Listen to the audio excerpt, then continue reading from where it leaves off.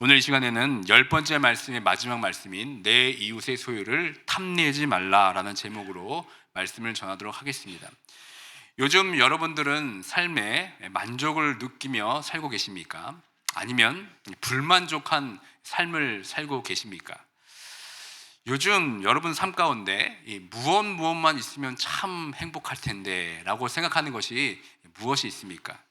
어떤 분들은 집 한 채만 있었으면 참 좋겠는데, 좀 더 큰 집으로 갔으면 좋겠는데, 그런 생각을 하며 행복한 삶을 살기 원하십니까? 아니면 어떤 분들은 좋은 직장, 저렇게 미국의 유명 기업 같은 저런 기업에 들어가면 참 좋겠는데 하면 생각하시는 분이 계십니까? 아니면 외모, 눈만 조금 컸으면 좋겠는데, 코만 조금 높아졌으면 좋겠는데 라면서 여러분 그런 행복을 찾고 계십니까? 아니면 내 자녀가 공부를 조금만 잘했으면 내가 참 행복할 텐데 라고 생각하시는 분들이 여기 많이 계실 것입니다. 그렇다면 과연 여러분들이 그렇게 바라고 원하는 것이 채워지면 여러분 진정으로 행복할 수 있겠습니까? 유명한 영화 제목이기도 한 욕망이라는 이름의 전차, 여러분 기억나십니까? 이 제목처럼 우리는 늘 무엇인가를 채우기 위해서 쉬지 않고 달려가는 존재와도 같습니다. 충분히 가지고 있고 누리고 있는데 또 다른 무엇인가를 원하는 이 욕망이 우리 안에 있습니다. 여러분, 이 아담과 하와의 이야기 아시죠?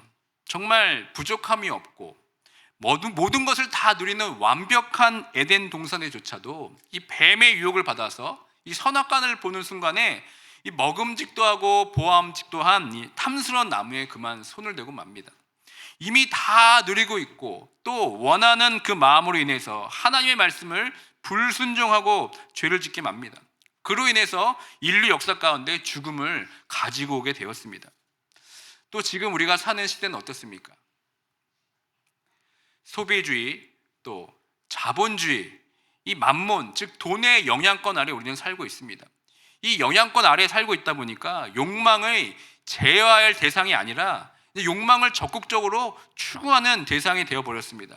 충분히 쓰고 남을 만한 것이 있는데 우리는 나도 모르게 새로 난 것에 마음을 뺏기게 되고 결국 그것을 사야만 우리 직성이 풀리게 됩니다. 그렇게 필요하지도 않지만 남이 가지고 있으니까 나도 가지고 있어야 됩니다. 지금 우리는 무엇 하나 부족함이 없는 상태에서도 무엇을 더 얻고 싶어하는 이 아담적 존재로 우리는 이 세상을 살아가고 있습니다. 이 소비주의, 이 자본주의의 롤러코스터를 나도 모르게 타고 정신없이 지금 신나게 즐기는 것이 우리의 삶이 아닌가 생각이 듭니다. 이런 시대를 살아가고 있는 우리들에게 이 10번째 말씀, 너는 내 이웃의 소유를 탐내지 말라, 이 말씀이 우리에게 어떤 의미와 도전을 주고 있는지 지금부터 하나하나 살펴보도록 하겠습니다. 먼저 이 10번째 말씀에 탐내지 말라의 이 탐내다의 동사의 원문은 하마드라는 뜻입니다. 이 하마드의 뜻은 무엇을 갈망하다, 무엇을 얻으려고 애쓰다, 무엇을 탐내다, 내면의 수준에서 욕망하는 어떤 것, 이런 뜻을 갖고 있습니다. 그러니까 이를 종합해 보면 하마드의 뜻은 무엇이냐면 단순히 이 내적인 염원에서부터 외적인 그 탐욕의 행동을 가리키는 동사로서 이것이 사용됩니다. 그런데 사실 10가지의 말씀 중에서 이 7번째 이 간음하지 말라의 말씀과 10번째 말씀이 있는 내 이웃의 아내를 탐내지 말라, 이 말씀은 사실 같은 내용 아닙니까? 그런데 이 10가지의 엑기스를 담은 이 말씀에 굳이 이 중복되게 하나님께서 동일하게 말씀하신 이유가 무엇이겠습니까? 사실 중복되는 것 같지만 다릅니다. 7번째 간음하지 말라는 어떤 외적인 행위를 금하는 것이라면 이 10번째 말씀에는 그러한 행위를 유발할 수 있는 어떤 정신적 차원의 모든 욕구를 금하는 말씀이 바로 이 10번째 말씀입니다. 다시 말해 10번째 말씀은 이웃의 아내를 탐내는 모든 정신적 그리고 어떤 행위적 과정까지를 금하는 것으로서 이웃의 아내를 향한 내적인 갈망까지도 금하는 것으로 우리는 볼 수 있습니다. 마찬가지로 이 6번째 말씀인 이 살인하지 말라, 또 7번째 간음하지 말라, 또 8번째 도둑질하지 말라, 9번째 거짓 증거하지 말라, 이 말씀들은 이 외적인 계명이라면 이 10번째 말씀은 내적인 탐심의 이 죄성을 지적하는 말씀인 것입니다. 우리들은 6번째 말씀부터 9번째 말씀에 대해서는 외적으로 잘 지켰다고 생각할 수 있습니다. 그런데 이 10번째 말씀, 내 이웃의 소유를 탐내지 말라는 우리 내면에 아주 깊게 자리 잡은 탐심이기 때문에 그 누구도 자신 있게 지킬 수 있다고 말할 수 있는 사람이 한 사람도 없을 것입니다. 이를 잘 보여주듯이 율법을 가르치고 철저하게 지켰던 사도 바울도 결국 이 10번째 말씀에서 지적하는 이 탐심 때문에 결정적으로 자신이 죄인이라고 인정하게 됩니다. 로마서 7장 7절과 8절의 말씀 함께 읽도록 하겠습니다. 그런즉 우리가 무슨 말을 하리요? 율법이 죄냐? 그럴 수 없느니라. 율법으로 말미암지 않고는 내가 죄를 알지 못하였으니 곧 율법이 탐내지 말라 하지 아니하였더라면 내가 탐심을 알지 못하였으리라. 그러나 죄가 기회를 타서 계명으로 말미암아 내 속에서 온갖 탐심을 이루었나니 이는 율법이 없으면 죄가 죽은 것임이라. 아멘. 결국 이 사도 바울도 이 탐심의 죄, 즉 내면의 죄 앞에서 자기 스스로가 죄인임을 인정하게 됩니다. 그러므로 이 10번째 말씀의 핵심은 모든 문제의 시작이 되는 이 내적인 것에서 시작된다는 것을 말하고 있습니다. 신약에서도 예수님께서 산상순의 설교를 통해서 율법을 폐하러 온 것이 아니라 나는 완전하게 하러 왔다, 완성하려 왔다 이렇게 말씀합니다. 그러면서 무엇을 얘기하십니까? 내면의 문제를 지적합니다.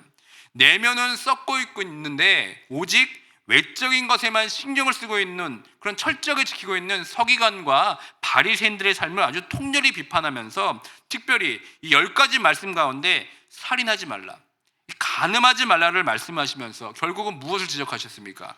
내면의 문제를 다루게 됩니다. 내 속에서 형제를 미워하고 내 속에서 음욕을 품었다면 이미 살인하고 간음한 것이라고 지적하시면서 누구도 피해갈 수 없는 이 내면을 들여다보게 하셨습니다. 그러므로 이 10번째 말씀의 정확한 대상은 이 세상의 어떤 사악한 죄인들이 아닙니다. 이 계명을 정확하게 들어야 할 사람은 자기 스스로가 의롭다 하고 생각하는 사람들입니다. 즉 앞에 나온 계명들을 어기지 않았기 때문에 나는 정직하고 고결하다고 칭찬받기 원하는 사람들이 꼭 들어야 될 말씀이 바로 이 10번째 말씀입니다. 그런데 문제는 무엇입니까? 네 내면에서 시작된 탐심은 언젠가는 밖으로 표출되기 마련입니다. 남의 소유물에 욕심을 내면 끝내는 남의 소유를 빼앗는 죄를 잉태하게 된다는 점을 우리는 확인할 수 있습니다. 성경에서 그 예가 무엇이 있겠습니까? 우리는 이 다윗이 밧세바를 범한 이 죄에 대해서 잘 알고 있습니다. 여기서 하나 문제를 드리도록 하겠습니다. 이 다윗이 밧세바를 범한 이 사건 가운데 다윗이 범한 이 10가지 말씀 가운데 몇 가지를 범했다고 생각하십니까? 일단은 간음을 했기 때문에 7번째 말씀을 범했습니다. 그리고 8계명이 뭡니까? 도적질하지 말라. 우리아의 아내를 훔쳐오는 이 도적질의 죄를 범했습니다. 또 무엇이 있습니까? 6계명이 뭐죠? 살인하지 말라. 왜 그렇습니까? 밧세바의 남편 우리아를 전쟁터로 내보내서 살인하게 하였습니다. 또 무엇이 있겠습니까? 바로 오늘 말씀입니다. 10번째 계명, 10번째 말씀인 남의 이웃의 아내를 탐하는 이 탐심의 계명까지 어기게 되었습니다. 결국 살인, 간음, 이 도적질을 범하게 된 출발점이 어디입니까? 바로 이 10번째 말씀인 탐심에서 시작됩니다. 그러므로 이 10번째 말씀은 우리의 마음의 탐심을 다스리지 않으면 결코 우리가 지킬 수 없는 계명입니다. 그렇다면 우리 안에 있는 탐심의 원인은 무엇입니까? 사도 바울은 이 탐심의 원인에 대해서 이렇게 말씀합니다. 골로새서 3장 5절의 말씀 함께 읽도록 하겠습니다. 그러므로 땅에 있는 지체를 죽이라. 곧 음란과 부정과 사욕과 약한 정욕과 탐심이니 탐심은 우상 숭배니라. 아멘. 우리의 행복을 하나님에게서 추구하지 않고 다른 대상에서 추구하는 것이 바로 여러분 우상 숭배입니다. 이것이 우상 숭배의 핵심입니다. 모든 탐심은 하나님 없이 행복을 추구하려고 하는 그 시도에서부터 시작이 됩니다. 결국 탐심이란 나를 행복하게 해줄 대상을 내가 스스로 정합니다. 내 꿈을 이루기 위해서 행동하는 것, 내 목표를 성취하기 위해 노력하는 것, 그리고 서두에서 제가 여러분에게 질문한 것처럼 이것만 있었으면 참 행복하겠다는 생각, 집 하나만 있으면, 내가 머리가 조금만 좋았더라면, 내가 취업하기만 하면, 내가 좋은 집안에서 태어났다면 같은 등등, 이 하나님 없이 행복을 추구하는 모든 것이 바로 탐심의 핵심입니다. 이 탐심은 여러분 마약과도 같습니다. 가지면 가질수록 더 많이 갖고 싶어 합니다. 또 탐심은 다른 사람의 것을 내 것으로 만들고 싶어 하는 데서 출발합니다. 저 사람은 가졌는데 왜 나는 저것을 가지지 못했지?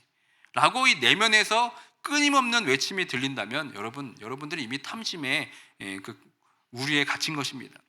사촌이 땅을 사면 배가 아프다. 그런 속담처럼 다른 사람의 행복이 곧 나의 불행처럼 느껴진다면 우리 안에 이미 탐심이 자리 잡고 있는 것이 분명합니다. 케빈 드영 목사님께서 쓴 10계명에 보면은 이 탐심의 징후를 4가지로 열거한 내용이 있어서 여러분에게 소개합니다. 여러분들 가운데 혹시 몇 가지나 되는지 한번 살펴보시기 바랍니다. 첫 번째 탐심의 징후는 이겁니다. 더 많이 갖기 위해 다른 사람들에게 상처를 입힌다면 탐심에 사로잡힌 징후일 수 있다입니다. 그러니까 전에는 안 그랬는데 언제부터인가 내가 이루고자 하는 목표를 이루기 위해서 주변 사람들을 소홀히 대하기 시작합니다. 전에는 안 그랬는데 언제부터인가 내가 이루고자 하는 그 목표를 가지기 때문에 다른 사람과 관계를 맺지 않습니다. 시간도 없습니다. 약속을 지키지 않습니다. 점점 말하는 태도나 표정이 변화하기 시작합니다. 마음도 급해집니다. 그리고 공정한 절차까지도 무시하게 됩니다. 이 삶이 치열한 전쟁터가 되어서 먹느냐 먹히느냐로 변해버리면서 결국 가족들과 친구들에게 상처를 주게 됩니다. 그리고 점점 주변 사람들을 피하기 시작하고 점점 주변 사람들이 점점 내 주변에서 사라지기 시작합니다. 이것이 다 탐심 때문에 발생하는 것입니다. 두 번째 탐심의 징후가 있습니다. 두 번째 탐심의 징후는 돈을 더 많이 벌고 재물을 더 많이 쌓는데 집착한다면 탐심에 사로잡힌 징후일 수가 있습니다. 여러분, 가시떨기밭에 떨어진 씨앗의 비유를 알고 계십니까? 세상의 염려와 재물의 유혹으로 열매를 맺을 수 없는 마음을 나타낸 것이 바로 이 가시밭 떨기의 비유입니다. 이 욕심에 사로잡히게 되면은 하나님보다 세상의 재물에 집착하게 됩니다. 이렇게 되면 하나님에 대해 완전히 등을 돌리지는 않습니다. 그러나 단지 너무 바쁘고 정신이 없습니다. 그러면서 자연스럽게 하나님을 점점 멀리하게 됩니다. 결국 소유한 것에 집착하게 되고 그 소유하기 원하는 그것이 나를 소유하게 되는 것이죠. 세 번째 탐심의 징후는 이것입니다. 이미 소유하고 있는 것을 포기할 마음이 없다면 탐심에 사로잡힌 징후일 수가 있습니다. 내가 열심히 일하고 저축하고 자산을 책임 있게 운용하는 것은 정말 잘한 것입니다. 그런데 문제는 그 축적된 부를 다른 사람들과 나누기보다는 자신이 꽉 움켜쥔 채 놓지 않으려고 하는 것을 말하는 겁니다. 여러분, 복음서에 나오는 그 부자 청년을 알고 계십니까? 예수님께 가서 무엇을 해야 영생을 얻을 수 있겠습니까? 이렇게 물으니까 예수님께서 어떻게 말씀하셨습니까? 부모를 공경하고 살인하지 말고 도둑질하지 말라고 이 계명을 지켜야 된다고 말씀합니다. 그러니까 그 부자 청년이 어떻게 대답합니까? 이미 다 지켰습니다. 이렇게 말합니다. 그러자 예수님께서 네가 아직도 한 가지 부족한 것이 있는데 가서 네게 있는 모든 재산을 팔아가지고 가난한 자들에게 나눠주라고 얘기합니다. 그러면 하늘에서 보화가 네게 있겠다 이렇게 말하면서 하나를 더 덧붙여 주셨습니다. 그러니까 이 부자 청년이 어떻게 합니까? 얼굴에 슬픈 기색을 하고 그 자리를 떠나버립니다. 정말 예수님께서 그것을 다 팔아야 가난한 자들에게 주면은 영생을 준다는 말입니까? 그렇지 않습니다. 그것보다는 이 부자 청년의 마음에 탐욕과 탐심이 있음을 알고 그것을 제거해야만 하나님 나라 백성으로서 살아갈 수 있다고 말씀하는 것이 아니겠습니까? 마지막 네 번째 탐심의 징후는 이것입니다. 집이나 배우자나 소유한 재물의 양과 질이나 삶의 일반적인 상태를 자주 불평한다면 탐심에 사로잡힌 징후일 수가 있습니다. 이것에 여러분들 많이 찔리실 것입니다. 우리는 지금 상태에서 하나만 더 가지면 행복할 텐데 라고 생각하기 쉽습니다. 현재의 삶에 만족하는 것이 아니라 불평하면서 하나만 더 있었으면 좋았을 텐데 이런 생각이 떠나질 않습니다. 문 앞에 딩동하면서 도착하는 그 배송물이 그것 때문에 여러분 만족을 얻을 거라 생각하지 마십시오. 그리고 무엇을 사서 채우려고 해도 내 마음의 빈 공간이 채워지지가 않습니다. 그것은 그때뿐입니다. 늘 하나만 더 가지면 이라는 생각이 멈추지 않는다면 여러분들은 이미 탐심에 사로잡힌 것입니다. 혹시 탐심에 대한 4가지 징후가 여러분 삶에 나타나고 있습니까? 그렇다면 위험한 신호입니다. 여러분 삶에 탐심이 문제가 있다는 시그널이 됩니다. 그렇다면 이러한 탐심에서 벗어나기 위해서 우리는 무엇을 해야 되겠습니까? 이 성경에 보면 이 탐심에서 벗어나는 비결을 알려준 하나님의 사람들이 있습니다. 그 중에 이 잠언에 등장하는 아굴이라는 사람을 여러분 혹시 아십니까? 아굴은 잠언 30장에 이런 기도를 드립니다. 7절부터 9절의 말씀 함께 읽도록 하겠습니다. 내가 2가지를 주께 구하였사오니 내가 죽기 전에 내게 거절하지 마시옵소서. 곧 헛된 말과 거짓말을 내게서 멀리하옵시며 나를 가난하게도 마옵시고 부하게도 마옵시고 오직 필요한 양식으로 나를 먹이시옵소서. 혹 내가 배불러서 하나님을 모른다 여호와가 누구냐 할까 하오며 혹 내가 가난하여 도둑질하고 내 하나님의 이름을 욕되게 할까 두려워함이니이다. 아멘. 여러분들은 이 평생 살면서 이 아굴의 기도, 가난하게도 마옵시고 부하게도 마옵시고 라는 기도를 여러분 입술로 고백해 보신 적 있으십니까? 대부분 가난하게도 마시옵소서, 이 기도는 참 잘할 것입니다. 그런데 여러분, 부하게도 하지 마옵소서, 이 기도를 자신 있게 당당하게 할 수 있겠습니까? 여러분 기도 가운데 부하게 하지 마옵소서라는 기도를 해보신 적이 있으십니까? 그렇게 기도하면 큰일 날 것 같지 않습니까? 이 잠언은 여러분 지혜의 말씀입니다. 하나님을 경외하고 하나님과 동행하는 삶이 최고의 삶이라고 우리에게 말씀하고 있습니다. 여러분의 이 삶의 여정 가운데 하나님과 가장 친밀했던 적이 언제입니까? 내가 부할 때입니까? 아니면 가난할 때입니까? 내가 배부를 때입니까? 내가 배고플 때 하나님과 가장 관계가 어땠습니까? 우리가 언제 하나님으로부터 관계가 멀어지기 시작합니까? 이 곳간에 내 창고에 먹을 것이 풍족하기 시작하면서부터 아닙니까? 은행 잔고에 점점 돈이 많아지면서부터가 여러분 아닙니까? 그러면서 하나님을 전적으로 의지하던 나의 삶의 무게중심이 점점 나로 바뀌게 됩니다. 다 하나님이 주셨다고 고백하지만 한켠에서는 나의 능력, 나의 힘으로 이뤘다는 생각하는 것이 바로 우리들의 모습이 아닙니까? 단언하건대 이것에서 자유한 사람은 아마 한 사람도 없을 것입니다. 우리가 또 탐심에서 벗어나기 위해서 우리는 광야에서의 가르침을 기억해야 됩니다. 하나님은 애굽에서 출애굽해서 광야라는 곳으로 이스라엘 백성들을 인도하십니다. 그곳에서 아주 독특한 가르침을 주십니다. 그것이 무엇입니까? 바로 이 만나입니다. 이 만나는 매일매일 주시는 일용할 양식입니다. 안식일 전에만 이틀분을 모아둘 수 있을 뿐 저장할 수가 없습니다. 미리 저장해 놓으면 썩게 됩니다. 그러니까 이런 방법을 통해서 하나님께서 이스라엘 백성들에게 무엇을 가르쳐 주려고 하시는 겁니까? 그것은 매일 공급해 주시는 양식을 통해서 하나님을 의지하고 하나님을 생각하라는 것입니다. 오직 하나님만이 나의 공급자이시고 하나님만을 의지하라는 것, 이것이 바로 이 만나의 가르침이 아니겠습니까? 여러분들은 매일매일 하나님의 공급하심을 바라보며 살고 계십니까? 아니면 나의 힘, 나의 생각을 의지하고 살고 있습니까? 탐심에서 벗어나기 위해서는 하나님이 바로 나의 유일한 공급자임을 깨닫는 것입니다. 이것을 깨달을 때 우리는 탐심에서 벗어날 수가 있습니다. 또 탐심에서 우리가 벗어나기 위해서 사도 바울의 고백을 우리가 주목해 볼 필요가 있습니다. 빌립보서 4장 11절부터 13절의 말씀 함께 읽도록 하겠습니다. 내가 궁핍함으로 말하는 것이 아니니라. 어떠한 형편이든지 나는 자족하기를 배웠노니 나는 비천에 처할 줄도 알고 풍부에 처할 줄도 알아. 모든 일 곧 배부름과 배고픔과 풍부와 궁핍에서 처할 줄 아는 일체의 비결을 배웠노라.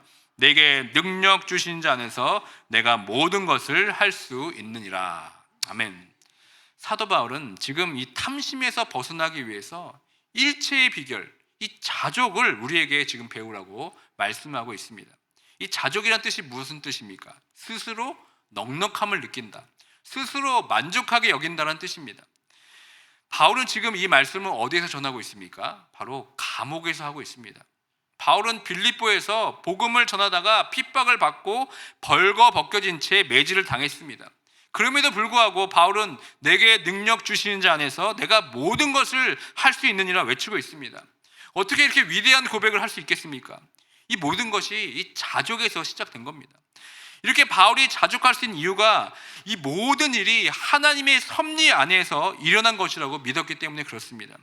그러니까 자족은 무엇입니까? 하나님을 깊이 아는 데서부터 시작이 되는 겁니다. 자족은 우리가 우리를 위하여 원하는 것이 아닙니다. 하나님이 원하시는 것을 원하는 것이 바로 자족입니다. 하나님께서 나를 만드신 이유와 목적을 깨닫고 나의 삶을 온전히 주님께 맡길 때 우리는 자족할 수 있습니다. 그러므로 하나님께서 우리에게 필요한 것을 주실 것을 믿고 그것에 감사하는 삶을 살아가게 될 때 우리는 탐심에서 벗어나게 될 줄 믿습니다. 내 삶의 주인이 내가 아니라 하나님이라고 고백하고 하나님께 나의 모든 주권을 맡길 때 우리는 탐심에서 자유할 수 있게 되는 겁니다. 다시 한번 우리의 내면을 잘 살펴보시길 바랍니다. 우리 마음에 늘 허전하고 또 공허한 부분이 늘 존재하고 있습니까? 그런데 이것은 다른 어떤 것으로 채워지는 것이 아닙니다. 오직 하나님으로만 채워집니다. 그래서 우리는 진심으로 우리 입술로 고백할 수 있어야 됩니다. 그런 고백이 없으면 아무리 채워도 채워지지 않는 삶의 연속인 것입니다. 우리 마음과 삶의 목적과 의미를 채울 수 있는 것은 오직 하나님 한 분뿐이십니다. 하나님을 나의 아버지, 나의 주인이심을 고백하고 깨닫기 전까지는 우리 마음속에는 늘 빈 공백이 존재하게 되어 있습니다. 우리 모두는 성장기의 사춘기를 맞게 됩니다. 이때를 우리는 질풍노도의 시기라고 부릅니다. 좌충우돌하면서 방황하게 됩니다. 그러면서 성장하죠. 마찬가지로 이 신앙에도 사춘기가 있습니다. 이 신앙의 사춘기를 통해서 우리는 하나님께 반항하기도 하고 또 하나님을 떠나기도 합니다. 그러면서 결국 방황하다가 다시 하나님께 돌아오면서 우리가 어떤 고백을 하게 됩니까? 내 인생이 내 것이 아니구나. 오직 하나님께서 나를 인도하여 주시고 나의 삶을 채워주시는가, 이것을 깨닫게 되는 겁니다. 여러분 삶 가운데 이러한 고백이 있으십니까?